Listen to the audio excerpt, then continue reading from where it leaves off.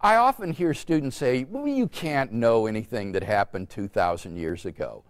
And what they fail to understand is that the crucial gap is not the gap between the time of the evidence and today. The crucial gap is the gap between the evidence and the events described by that evidence. If the gap between the events and the evidence for those events is short, then how long it has been since the evidence in those events to the present day is just irrelevant. Good evidence doesn't become bad evidence simply because of the lapse of time. And with regard to the New Testament, when we look at the evidence, what we discover is that these records of the life of Jesus were written down within the first generation after those events, while the eyewitnesses were still alive, with people who had firsthand contact with those who had accompanied Jesus during his lifetime.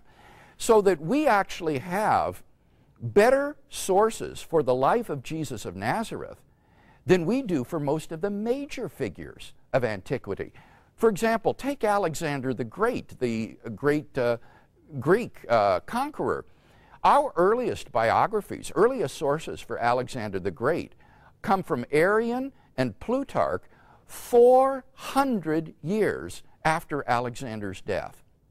And yet, Greco-Roman historians still regard these records as fairly trustworthy accounts of the life of Alexander the Great. The fabulous legends about Alexander didn't arise until the centuries following those two authors. And contrast that to the New Testament, where we have books and records that are written within the first generation after the events while the eyewitnesses are still alive.